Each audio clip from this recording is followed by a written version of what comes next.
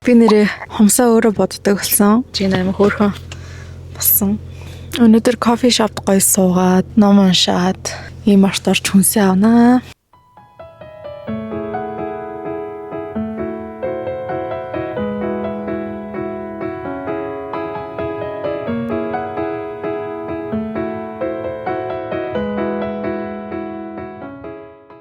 Энэ зургаа нэрээ зод дуусгасан. Манай гэр ерөнхийдөө ингээд нэлээд юм цагаан, юм минималд болохоор иймэрхүү гоё тод өнгөтэй зураг тавьчихаар хамаагүй гоё өнгө орчдөг. За хүнснүүд ч яг хав авсан зэрэг нэг хөрх юмнууд харуулъя. Церемерийг юм нөр угаагч. Энийг ойрд айгүй хэрэглээд байгаа. Эний ер нь бүх төрлүүд айгүй гоё үнэртэй юм байлээ. Нэлээд сайн хөөсөрдөг. Тэгээд бараг ингээд нэг гоё дараал тэгэл бие бараг бүгдээ угааж бол. Энэ миний хамгийн дуртай гарны саунд. Энэ тэгээд Safeguard-ийн нэг юм цагаан жилээ бас нэг цэнхэр өнгөтэй байдیں۔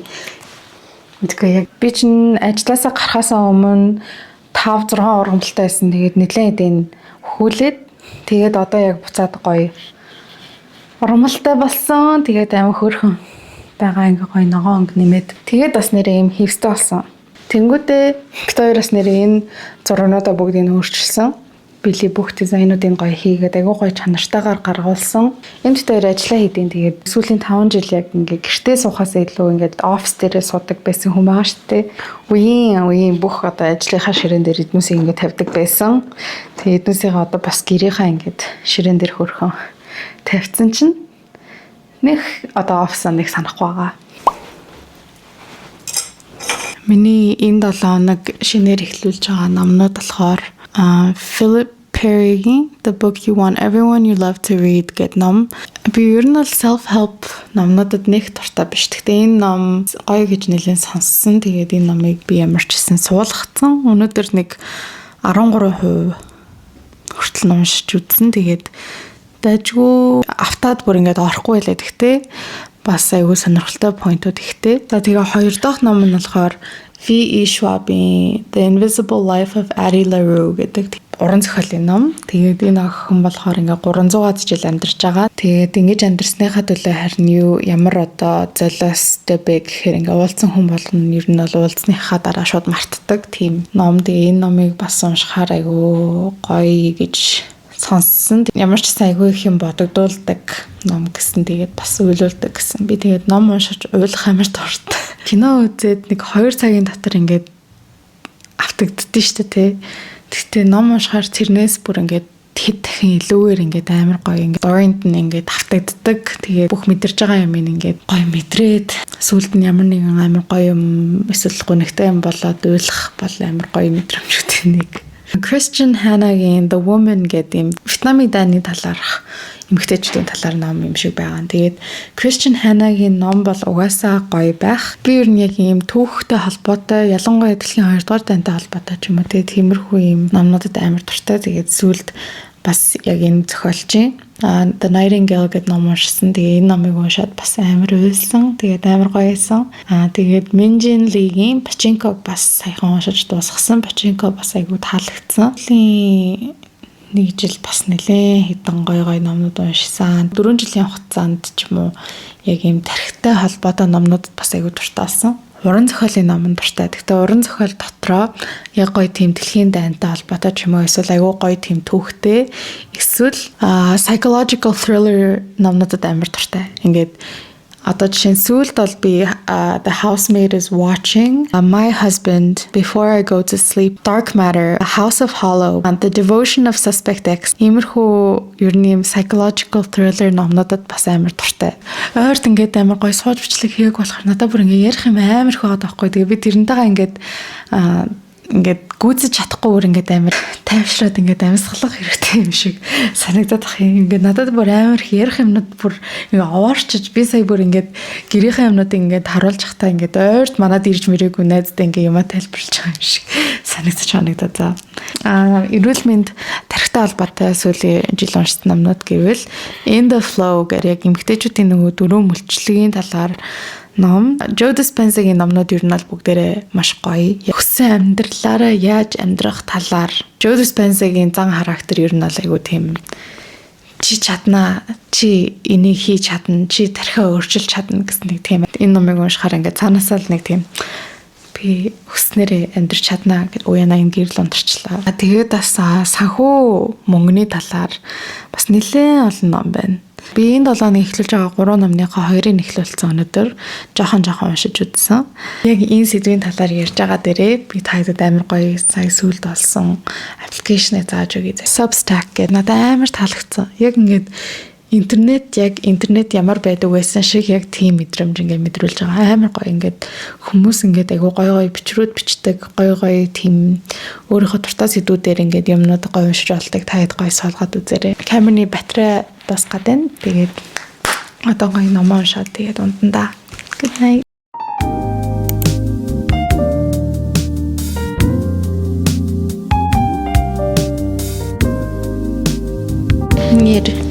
өглөөний цай хийж өгөө.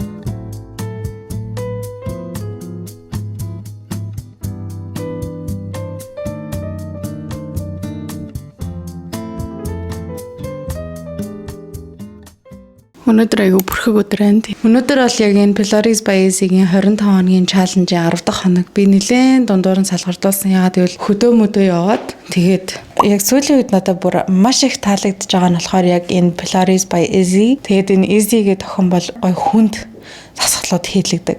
Яг ингээд нэг дасгалыг ингээд 8 удаа хийгээд болоо гэхгүй тэрэн дээр ингээл нэмэл идэг ингээд зарим юм нь бол үнэхээр хийж чадахгүй байгаа. Гэхдээ яг хөө ингээд хийгээд авчихсан гой сайжрах байх. Өөр монголоор Pilates хийгээв. Жохон нэг тийм хичээлүүдэд давтаад оруулаад байдаг юм шиг. Эсвэл одоо эдиттэй тийм гоё сэтгэл гаргадаггүй ч юм уу те эсвэл аудионы асуудалтай ч юм уу тиймэрхүү ингээд бусад ер нь онлайн монгол хичээлүүд ер нь жоохон тиймэрхүү юмнууд нь гологдоод байсан. Тэгээд би Од Гэрэл гэдэг охины Pilates-ийн хичээлийг нэг 3-4 сар хийжсэн. Тэгээд хичээлүүд нь ерөөсөө нэг тавтагдаад байдаггүй. Тэгээд хичээлгнүүдээ хүртэл айгүй сайн ингээд гоё чанартай ингээд янзлаад оруулдаг. Move by Nicole бас надад таалагддаг. Гэхдээ Move by Nicole бол жоохон тийм yoga flow тэг юм уу? Нэг тийм арай жоохон easy амарханч биш л дээ. Гэхдээ тэгээд одоо йогийн дэвсгэрээ нөгөө машиндаа хийгээд орхисон.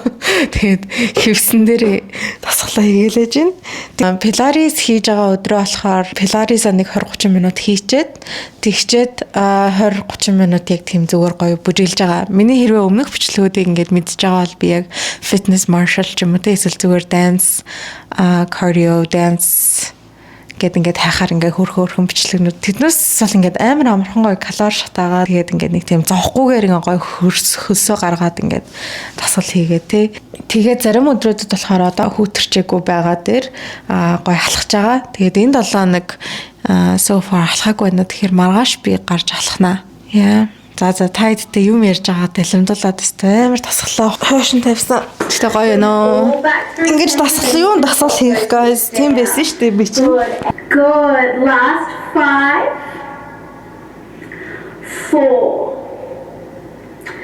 3 Good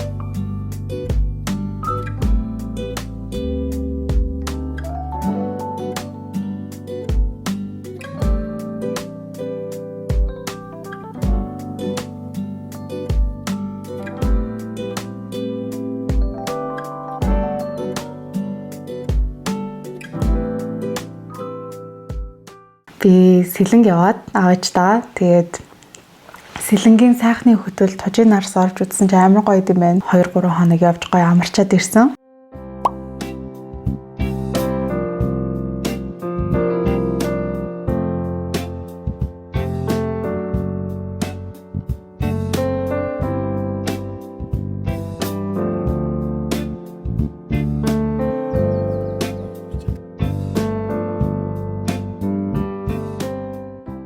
Зунаас ингээд намралуу шилжих тэр шилжилт ийм ингээд хөөрхөн тэгээ бас айгу гоё эдгийг ингээд мартцсан байлээ. Мартаагүй л ахалтаа тэгсээ зүгээр жил алга ингээд дахиж санд юм шиг байгаа. Өдөрт бол ингээд дандаа амьдрал маш их буцалж идэг юмар завгүй болж идэг ингээд үе шүү дээ. Ингээд ажил дээр ч хичээл дээр ч яг ингээд амралтаасаад бүгд ингээд буцаад ороод ингээд завгүй болж эхэлдэг үе. Тэгээд энэ жил анх удаага ингээд тэгэхгүй ингээд яг ингээд намар болж байгаа тэр шилжилтийг ингээд гой хараад сэлэнг яваад ингээд уул молонд гараад энэ бичлэгийг янзлаад дуусгасан байхгүй өнөөдөр. Тэгсэн чинь 12 минутын бичлэг болцсон байна. Тэгээд би 12 минутын бичлэг оруулмааргүй байна. Тэгээ энэ бичлэгэн дээрээ угаасаа ярмаар байсан юмнуудаа би ингээд бичиж авсан байхгүй юу. Тэгээд яг хизээд нь ярихаа ер нь бол мэдгүй байсан. Тэгээд хэрвээ ингээд миний бичлэгийг энэ хүртэл үзэж байгаа хүмүүс байвал одоо яг жинхнээсээ ингээд гоё үздэг хүмүүс байгаа гэж бодож байна. Тийм болохоор гоё ингээд зүгээр хамт юм ярих гэж бодоод их сургуультай яваад Монголд ирснээс хойш одоо яг 6 жил болж байна. Жоохондоо 5 жил орчим Америкт амьдарч агаад Монголд ирэх үедээ би 8 настай байсан. Тэгээ тэр үед л яг ингээд Монгол тасан зохицох гэж оролдож ирсэн үү гэхээс 17 доо яваад 20 21 доо буцаж ирсэн. Би тасан зохицох гэж нэг хэцүү биш. Яагаад гэвэл угаасаа л Монгол хүн юм чинь тэгэл юмнуудаа мэдж байгаа. Бүх юм л одоо мэдж байгаа шүү дээ Монголын талаар. Төгсөж ирчээд яг жинхэнэ ингээд том хүний, насан турш хүний амьдрал руу яг Монголд орсон гэх юм уу. Угаасаа л төгсөөд идэв штэ шууд ажиллах болол.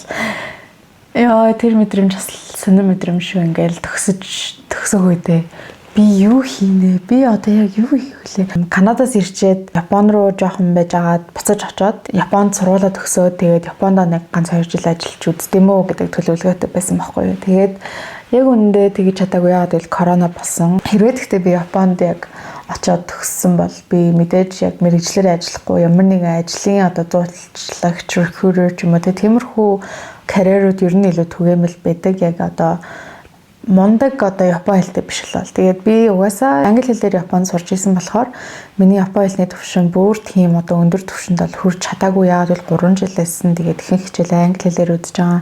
Япон хэлээр хизээ ярих вэ гэхээр цагийн ажил хийхдээ л ярина. Тэгээд бас Японы нийгэмд ажиллах надад бас тийм тааламжтай биш байхсан баг гэж би зүгээр бодоод байгаа. Хэрвээ би мэргэжлэр ажилласан бол. Тэгтээ мэдгүй. Тийм юм болоогүй юм чинь би яг одоо өөртөө ихтэйгээр ийм тийм гэж хэлж мэдгүй. Тэгтээ ямар ч гэсэн тийм юм болоогүй болохоор надад тохирохгүй байх байсан баг угаасаа.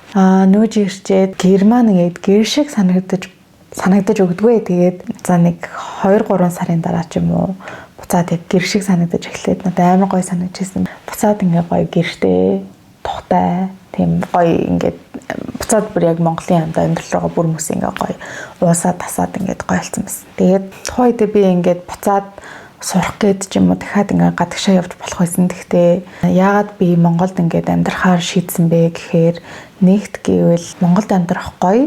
Надад үнэхээр одоо яг мэдээж одоо нийгмийн тийм шудраг бус тогтолцоонууд байгаа. Бидний амьдралд яаж нөлөөлж ийн байгаль орчны нөлөөнүүд гэл одоо жишээ нь би ингээд ажилласаа гараад ажилгүйдлийн тэтгэмж авах гэсэн чинь санхүүжилт байхгүй гэж сууж идэг. Тиймэрхүү асуудлууд биднэрт өдөр болгон нөлөөлж идэг. Монголын одоо энэ асуудлууд 5 жил би цалингийнхаа бараг ингээд 34-5%-ыг сар болгон ямар ч одоо хоцрогдолтгүй ингээд өгж авахд авахтай айгуу сайн тийм манай нийгэм.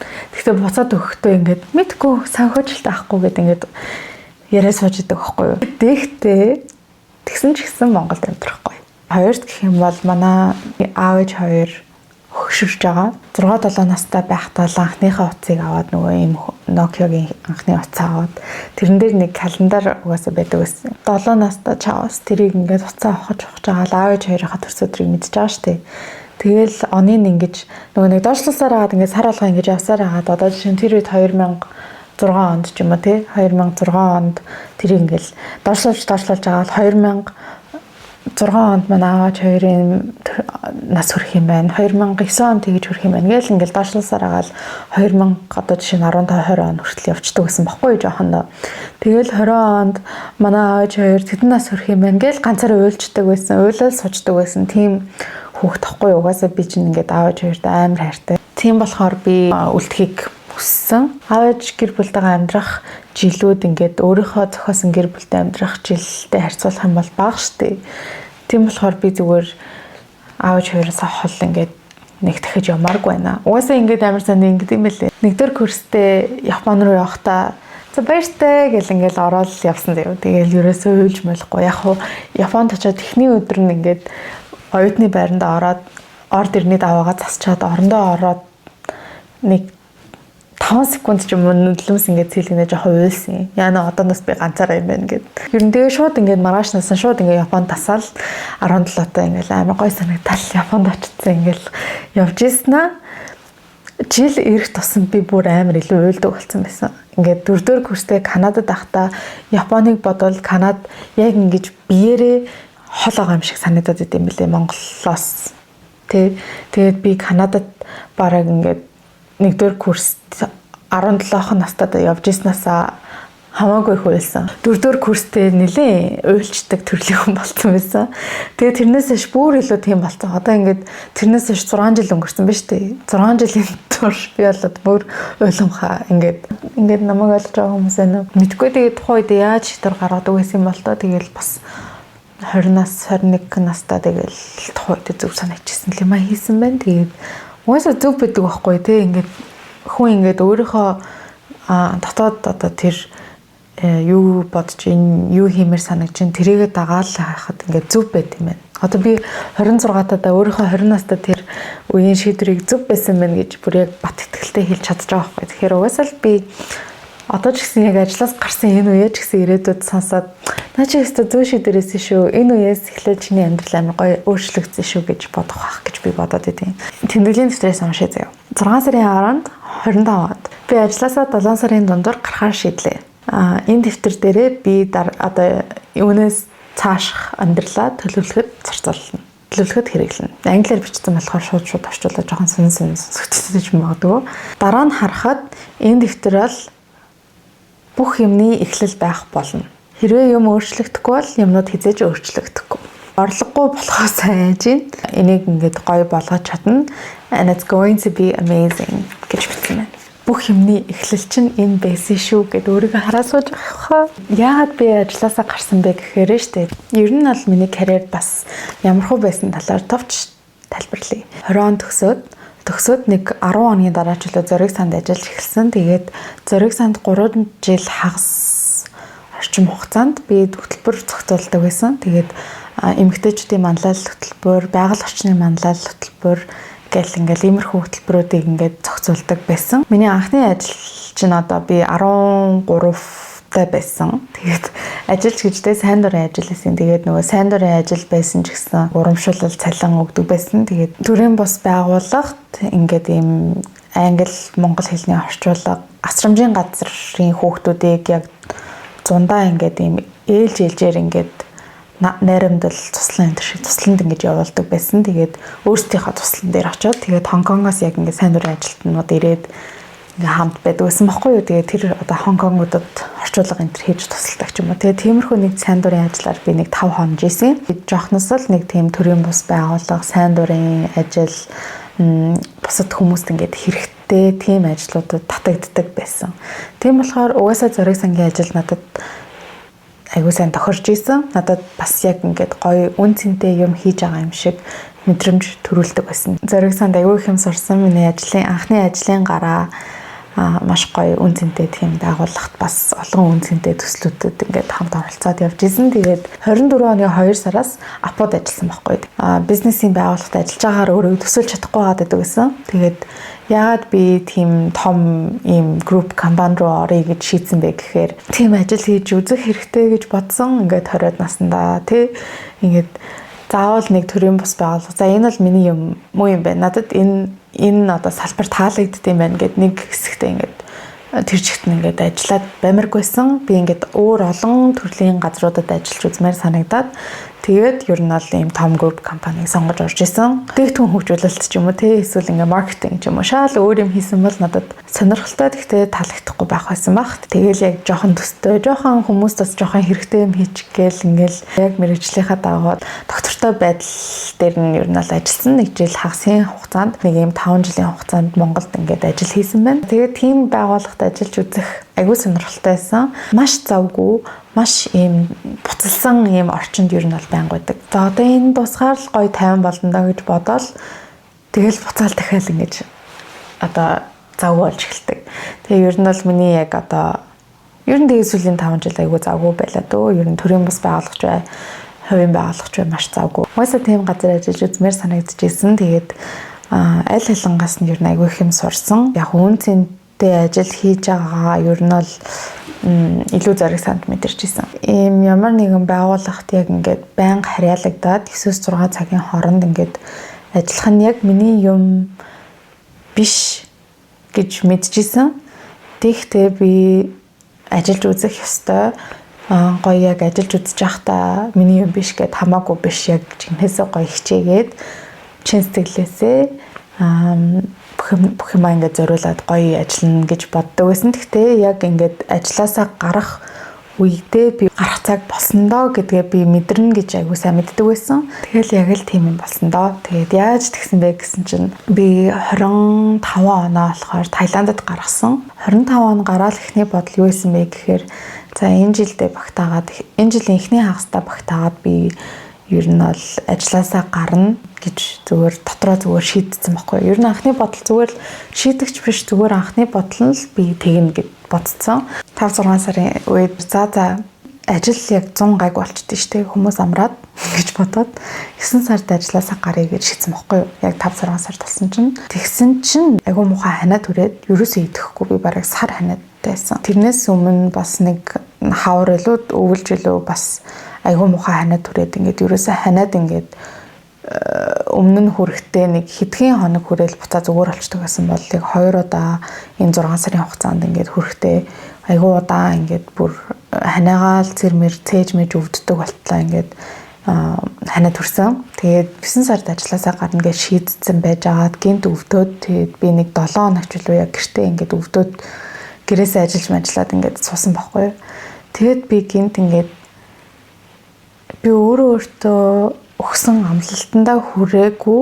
Тэгээд хүрээгүйгээсээ болоод ингэж ханаа төрж байгаа юм шиг зүгээр санагдаад 6 сар гэхэд ер нь бол ингээд гарна гэж шийдсэн байсан хүн чинь ингээд за ажил гайгүй байдэн штэ би 9 сард гарна гэж шийдсэн чинь шууд өөртөө ингээд амсан юмдаа өнөж байгаагүй маань ингээд шууд биеэрээ ингээд надад өөрт маань мэдрүүлж байгаа юм шиг санагдсан байхгүй. Гэрээс ажиллаж авах хугацаанд ер нь бол за би ер нь бол ажлаас гарнаа. Миний ингээд эрүүл мэндэд хүртэл нөлөөлсөн байна. Гайгүй идгээл очоод шууд өргөдлөөгөөл тэгээ сарын дараа гарсан. Ажил цалин гэл тэгээ иймэрхүү байдлаар бид нэр ингээд нийгэмд ингээд оршин тогтнодог. Тэгтээ зөндөө олон эрсдлүүдээ мэдээж тооцоолж байгаа би ажилласаа гарсан. Тэгээд сүүлийн 2 сарын хугацаанд бол за нэлээд гоё хөдөө яваа. Зунаа яг тултал нь мэдрээ. Зунаас намралуу шилжих тэр шилжилтийг бас тултал нь мэдрээ. За ингээд яг 10 жил орчим. За 10 жилийн цааш юм бэ. За 9 жил гаруй ч юм уу. За яг 16 онд их сургуульд очсноос хойш л яг ингээд тогтсон цалинтай явдаг байсан шүү дээ. Цалингүйч би яг биш шүү дээ. Би ч надад 4 сар ажилгүйдлэн тэтгэмж авч байгаа. Тэгэл яг цалингүй гэж хэлэхэд жоохон тохиромжгүй. Угаасаа ингээд хүмүүс чинь ингээд career break авт юм бэл шүү дээ. Би чинь ингээд амар сүртэй ингээд яриад байгаа болохоос энэ чинь ер нь хүмүүст айгу тохиолддог зүйл. Тэгээд 24 онд би нэг анхныхаа sponsored бичлэгийг хийжсэн шүү дээ. Өнгө нэмий гээд хог хоёрын менежментийн байгууллагатай. Тэгээд бас YouTube, Instagram-аар ч юм уу бас нэмэлт орлогын их өсвөр болвол бас гоё ах. Ямар ч гэсэн хийжлээ. За сүүлийн 5 жил ингээд Монголд ажилласны одоо давуу талууд гэх юм бол зүгээр л ингээд бодоод ярихад хэрвээ ингээд бүр дараа нь ингээд яг энэ сэдвээр яриа хийгээвэл би иймэрхүү бичлэгэн дээр айгу бэлтгэхийг хүсдэг байхгүй юу? Ингээд амар сайн бодож байгаад ингээд бүх ингээд зураг морыг тиймэрхүү юмудаа харж байгаад ингээд нэрээ ийм бодож исэн ингээд тэгээд ингээд амар гоё төлөвлөж хийх дуртай. Гэхдээ энэ удаа зүгээр ингээд гоё ярьж байгаа болохоор би зүгээр бодож байгаа л хэлчихье. Чүү айгу доктортой амьдрал тэ болдог. Ингээд бүх юм айгу ойлгомжтой. Айгу тийм гоё доктортой stable гоё амьдрал гэх юм уу? Гэр ажил гээл яваад ах юм бол хүн жоохон аз жаргалгүй болт юм блэ. Найз нөхөд, хобби, эхнэр нөхөр, найзлаа найз охин, багш гэл ингээл айгүй олон төрлийн хүмүүстэй ингээд бид нар харилцаад явж идэг.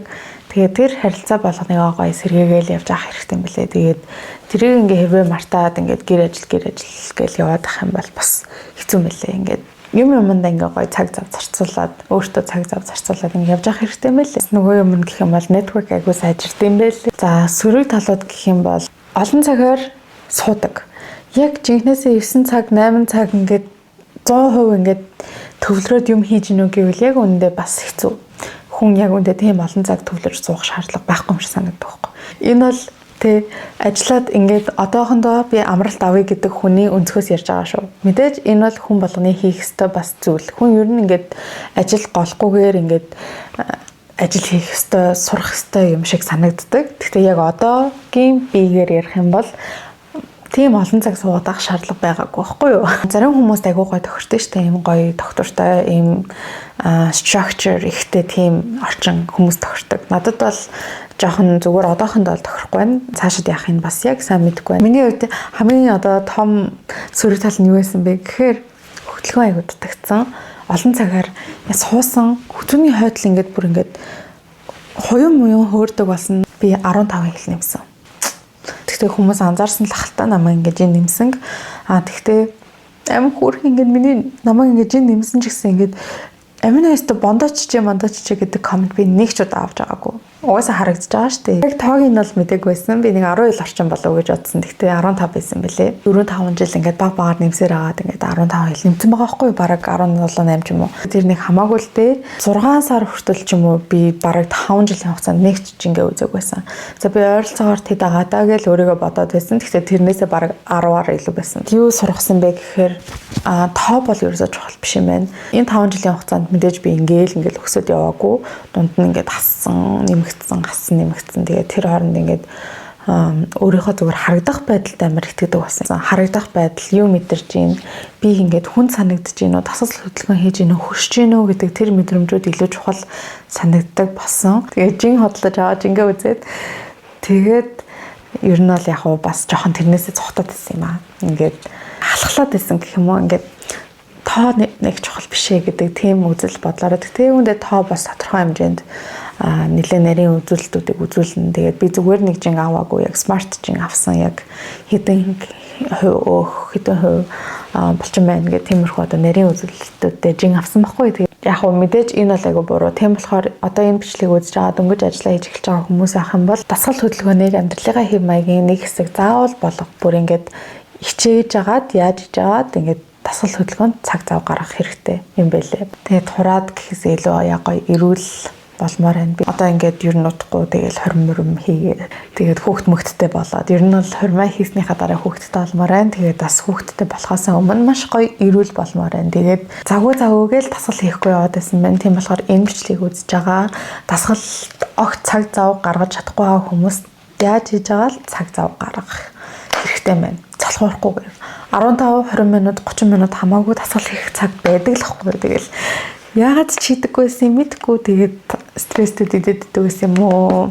Ерөнхий төлөв нь ингээд юм 50-нд болохоор ингээд стресстэй байгаа мэдгүй дотроо стресстэй байд юм шиг байна. Тэр нь тэгээд хоолой дасгал хөдөлгөөн нь ерөнхий ингээд байдалд маань нөлөөлдөг байсан юм шиг байна. Тэс нэрээ нэг ярмаараас юм би ер нь он гарснаас хойш ер нь ингээд ажлаас гармаар санагдаад байсан юм аа. Яагаад гэвэл би айгүй муухай аштай болоод байсан. Ажлынхаа нэг өөр албаны охинтой жоохон маргаан гэх чаашаа жоохон үйл ойлголцлолоод би бинтэйгээ нэлээ ингээд мэйл ингээд шидэлцэл нэг тиймэрхүү юм жоохон тийм асуудал болсон байхгүй юу. Ингээд би бүр амар мэйл бичэлтэй ингээд маргалдаал ингээд өөрийгөө зөв гэдэг мэдрүүлэх гээл ихэндээ тэгж байгаа байхгүй. Тэгээ сүүлдээ би зүгээр за ер нь өөрийгөө тэгэх ямар шаардлага байгаа ингээд ер нь бол хайсан. Нэг цагийн хугацааны тэр одоо юм бол ингээд айгүй муухай байсан. Анх удаага би ажлын байран дээр ингээд уйлж үзсэн. Яг тэр өдөр ингээд би бүр хэн болоод би муухай штэ те ингээд хүнтэй ингээд маргалдаж заргалт өөрийгөө зөв гэдгээ бүр ингээд баталгаад ингээд мэйл зэл бичсэн ихэндээ тэгээ сүулдэ ингээд хайсан ч зөв байсан. Хүсэл сонирхол ирээдүйн зорилготой бүр яг 100% нийтэхгүй байсан. Тэрнээс гадна хамгийн чухал юм нь бол миний яг нөгөө зорилго, миний true calling гэдэг би монголоор яг юу гэх нэлээд бодлоо л гэхдээ true calling гэдэг яг юу гэсэн мэдгүй байна. Тэгтээ ямар ч гэсэн ингээд юу хийх ёстой өгөгдөл гэх юм уу? Миний яг өгөгдөл биш гэдгийг би мэдээд байсан байхгүй юу? Ирээдүйн зорилгоо бодоод тэгээд би өөрийнхөө ингэж хүсэж байгаа юмнуудаа цаг зав зарцуулж чадахгүй. Жишээ нь би зургийг сандахтаа аав ээж хоёртойгоо ойрхон байсан болохоор аав ээж хоёртойгоо илүү уулздаг байсан ч юм уу.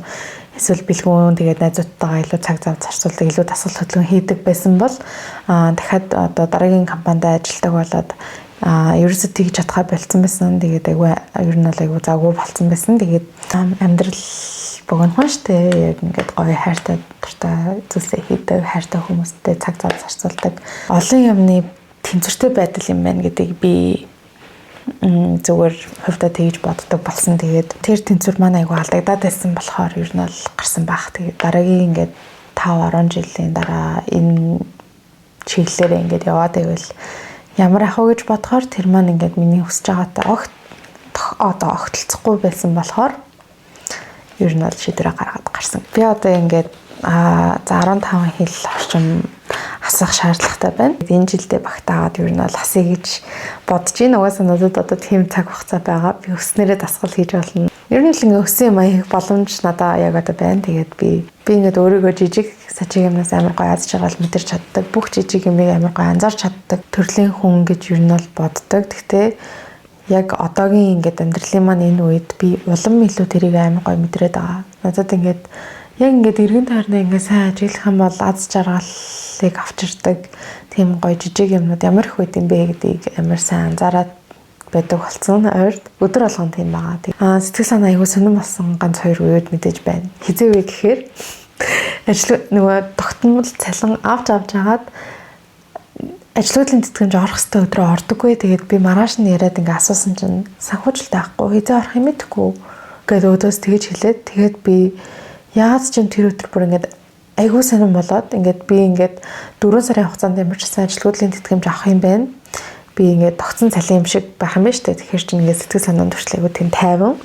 Тэгээд тийм байхгүй байсан байгаагүй. Угаасаа би ингээд тодорхой хэмжээнд мөнгө хадгалсан байсан болохоор ингээд зүгээр л хэлсэн л та. Гэхдээ би ингээд ягаад ч юм тэрийг сонсоод би тэр өдөр ингээд гинт бүр амар breakdown болоод амар сандраад би ингээд юу хийж вэ гэж бодоод тэгээд яг хоо тэр ингээд тухайн үеийн зүгээр жоохон dramatic бодол байсан. Гэхдээ яг тэгээд мэдээж бас ингээд юу харахыг хүсэж чинь, юу мэдрэхийг хүсэж чинь тэрийг хүн өөрөө бүтээж болдог юм шиг санагддаг. Тийм болохоор ингээд юунаас аз жаргал мэдэрмээр байна. Ер нь ингээд гоё аз жаргалыг мэдрий гэвэл мэдрэх зөндөө олон юм эргэн тойр байгаа. Тэгээд өөрийнхөө хамгийн гоё одоо төвшингийн хувилбараа бодоод тэр шиг ингээд өдөр алга амьдр гэдэг штэ. Ингээд өдөр тутамдаа юу хийвэл миний ингээд аз жаргалт хамгийн их нөлөөлж ийн гэж юу н бодоод 9 сарын 17-наас эхлээд нэг юм хөөрхөн өөртөөгөө нэг юм challenge. Энэ болохоор 14 days of living as my highest self. Тэгээд 9 сарын 17-наас 9 сарын 30-ны хооронд ийм challenge ахгүй юу? Энэ зүгээр habit tracker. Надад habit tracker хийдэг байсан. Гэхдээ ийм олон habitтай бол хийж байгаагүй. Гэхдээ надад ийм олон habit-ийг хийх цаг хугацаа надад одоо байгаа. Цаг хүн болгонд л байгаа. Гэхдээ хийх хүсэл 100% байгаа. Бодож байгаад ер нь би нэг өдөр тутмынхаа амьдралдаа нэг ийм хийгээд байвал би илүү гоё тэнцвэртэй, аз жаргалтай, эрүүл байх юм байна гэдэг юмнуудаа зүгээр бодоод би 14 хоногийн хугацаанд чатгаараа бүгдийг ингээд өдөр болгон хийхийг хүсэж байгаа. Өглөөс ирээд туцаа ерөөс оролдохгүй байх. Өглөөс ирээд ер нь бол би нэг том одоо чухал юм хийтлээ уцаа оролдохгүй байгаа. Урагшаараад нэг хөөрхөн мод хараад бүр ингээд хөөрхөн санагдаад өглөө болгон тэрийг харахаар нэг гоё санагдаад өглөө болгон ашигтай бактери бас сууж байгаа. Дараагийн юм нь болохоор эрт сэрэх. Эрт сэрэхээс гадна айгүй гоё амарсан сэрэх. Өдөр болгон ямар нэгэн байдлаар дасгал хөдөлгөөн хиймээр байгаа. Зарим өдрүүдэд би ингээд гэрээсээ гарахгүй гэртээ ингээд байдаг өдрүүд байгаа. Нэг цаг ямар ч гэсэн гэртээ айгүй гоё хөлрөө дасгал хийгээд байж байгаа. Тэгээд гарах үедээ болохоор 1 цаг бас гадаа ингээд алхаж байгаа. 1.2 литрийн юм усны сав ингээд байнга барьж явдаг байхгүй юу. Тэгээд гэртээ ингээд байсан чинь ус ухаа болцсон. Өдөрт 2.5 литр ус ингээд хангалттай ингээд гоё оройноос өмнө ингээд ажил дээр сууж байхдаа ингээд уучдаг байсан чинь ажлаас гараад ус мус суухаа ингээд бүр болох гээд тэгээд би энийг заавал оруулж өгье гэж бодоо. Тэгээд би 2 литр гол нь хүүтэн биш бас хав халуун биш гоё бүлийн халуундуу тийм ус эсвэл кофеингүй цай ууж байгаа. Тэгээ ингээд яг habit ингээд track хийгээд гисэн чинь яг одоо босоод нэг өсөө аваад эхэлж байгаа.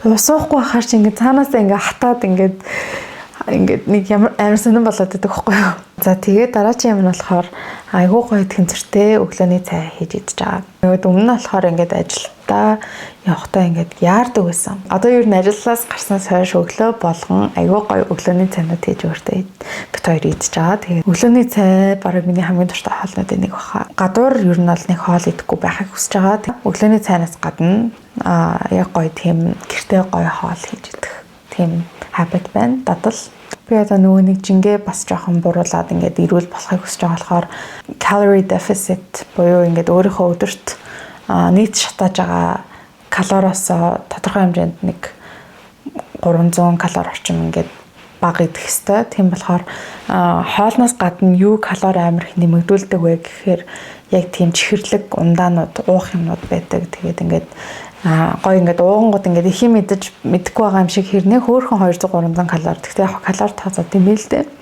Гэхдээ ер нь бол нэг иймэрхүү жижиг өөрчлөлтүүд оруулаад нийт калорийнхоо тэр одоо юунаас ингэж хасах боломжтой болохоор би ер нь өдөртөө тийм чихэрлэг уух юм эсвэл ингээд ерөн зүгээр тийм уух юмнасаа калори авахыг хүсэхгүй байгаа. Ном эсвэл Substack гэдэг нэг аппликейшн дээр гоё ядаж нэг жоохон ч гэсэн юм унших. За тэгээд 1 цагаас илүү ингээд уцаа ингэж оролдож хитмээргүй байгаа. За нэг бол reel эсвэл нэг бол пост Instagram дээр оруулах, эсвэл YouTube дээр ингээд гоё бичлэг янзлах, эсвэл оруулах, эсвэл иймэрхүү байдлаар бичлэгээ ингээд гоё бичих, тиймэрхүү юм хоёр дадал оруулсан. Гэр бүлтэйгээ гоё чанартай цагийг өнгөрүүлэх. Энэ нь тэгээд юу ч хийж болно. Яг л би зарим өдөр гэрээсээ гарахгүй шүү дээ. Тэгээд энэ үед ингээд гоё уцаар ингээд тухтай ярих ч юм уу тиймэрхүү байдлаар ингээд ийм дадал оруулсан. Яа тэгвэл ингээд өмнөх ажил дээрээ би хаяа ингээд ээж авмаа уцаар ярингууд би за үгүй хуралтай ингээд тусаа тасалдаг үед ер нь бол ингээд бас нэг нэлээд гарч ирсэн. Тэгээд ажлын өдөр ингээд зүгээр очиод гоё ээж авдаа хамт очиод хоол хамт хийж идэж мэдээд хамт ингээд гадуур явж байгаа. Хамт сэлэнг явж байгаа. Амар гоё байгаа. Тэгээд яа, тиймэрхүү байдлаар чанартай цаг зарцуулах. Дараагийн дадал болохоор нарыг мэдрэх. Өдөр болгон л наранд ингээд алхаал явж байгаа л да. Нарыг тодорхой хэмжээнд мэдэрч байгаа. Гэхдээ яг жинхнээсээ гоё мэдрэх. Ингээд нарыг ингээд тусч яхад нь ингээд гоё нүдэнаад мэдрээд тэр энергийг ингээд гоё авах. Оройны рутины айгу гоё хийгээд skin care сайн хийх гэдэг тийм дадал байна. Яг унтахаасаа өмнө нэг 20-30 минутын хугацаанд бол нэг хуцаа оролдохыг бас хүсэхгүй байгаа. Хамгийн анхны YouTube бичлэг маань 10 ил яаж турсан бэ гэдэг бичлэг шүү дээ. Тэгээ би чинь ингээд насаараа ингээд айгүй турхаа байж байгаад Япон явсан сошиал ер нь бол би ингээд айгүй амархан жин нэмж асчих гаддаг төрлийн хүн болсон. Тэгээ нэг 8-9 жил бас ингээд юм эрүүл дадлууд ер нь юу хийвэл турхаа би айгүй сайн мэдж байгаа. Гэхдээ би өмнө нь бол яг нөгөө тэр анхны бичлэгэн дээр дурдж исэн арга барилууд бол ер нь бол яг тийм гоё зөв дадлууд бол биш байсан. Айгүй буруу юм бас хийж исэн байлээ. Тэгээд яг хуу одоо болохоор бас аюу зөвөр хийхийг хүсэж байгаа. Тэгээд ямар ч гэсэн нэг иймэрхүү юмнууд хийж гин. Бодлоодоо ингээд habit tracker хийхэр чи бас амар гоё дээ шүү дээ. Иймэрхүү bullet journal хөтэлдэг хүмүүс бас хийдэг байх маань. Тэгээд нэрээ би хүмүүсаа бас буцаад дахиад ийм болгосон. 10 оноо л хүмүүсаа ингээд бодмаар санагдаад ингээд өөр гоё өнгөөр бодмаар санагдаад тэгээд бас тийм мундаг боддоггүй болохоор янз бүрийн гоё юм хийж чадахгүй болохоор бас өөдөд байгаа юм болоо гэж бодсон. Гэхдээ энэ яг бүр амар гоё намрын өнгө байгаас тий. Тэстэ гоё харагдаж байгаа. Ийм өнгөөр будааг байг утсан мөлий. Энэ бичлэгийг үзэж байгаа бас ингээд надтай хамт гоёын дадлуудыг хийгээд ямар агаа хүн ч юм уу эсвэл хамтдаа гоё эрүүлжээд тормоор байгаа хүмүүс байвал хамтдаа гоё явцгаая. Би угаасаа дараагийнхаа ингээд daily vlog-уудаараа гоё харуулад явнаа. Тэгээд хамтдаа гоё ялцгаая. Миний бичлэг үзсэнд баярлалаа guys.